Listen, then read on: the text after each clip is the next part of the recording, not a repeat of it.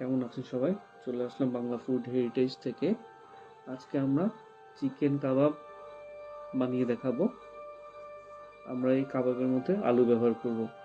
প্রথমে আমরা কয়েকটা আলু এবং কিছু মাংস সিদ্ধ করে নিব। আমরা পাতিলে পানি দিয়েছি। এখন আমরা আমাদের আলু এবং মাংসটা দিয়ে দিলাম। তো আমাদের মাংস আর আলুটা সিদ্ধ হয়ে এসেছে।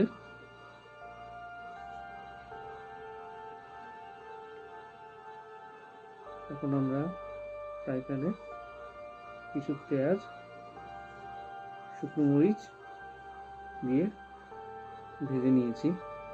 আমরা এখন আলুকে ভর্তা করে নিব এবং মাংসটাকে আস্তে আস্তে তুলে দিচ্ছি হাঁড় থেকে। আমরা এই দুটোকে একসাথে মিক্স করে নিব, আমাদের মাংস এবং আলু। এর মধ্যে আমরা হলুদ গুঁড়া, মরিচ গুঁড়া, কাবাব মশলা এবং ধনিয়া গুঁড়ো দিয়েছি। আমরা আমাদের পেঁয়াজের বেরেস্তাটাকেও দিয়ে দিলাম, সাথে দিলাম অল্প পরিমাণে সরিষার তেল। এখন আমরা পুরোটাকে একসাথে ভালো মতো মাখিয়ে নিব।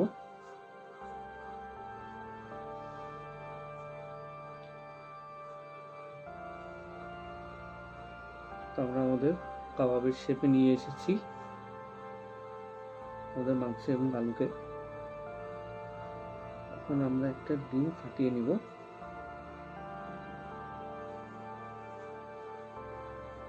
আমরা আমাদের কাবাবগুলোকে ডিমের মধ্যে দিয়ে নিব।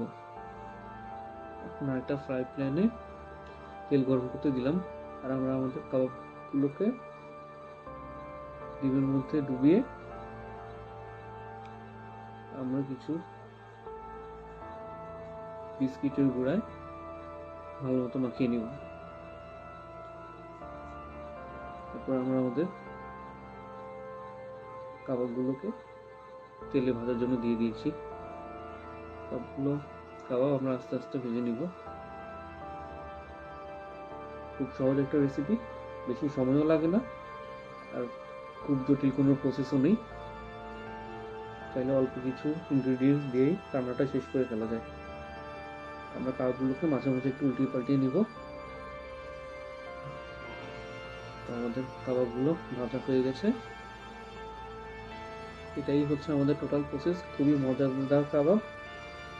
বাসায় রান্না করে দেখবেন আর আমাদের জানাবেন কেমন হয়েছে। দেখা হবে নতুন কোনো ভিডিও নিয়ে। ভালো থাকবেন।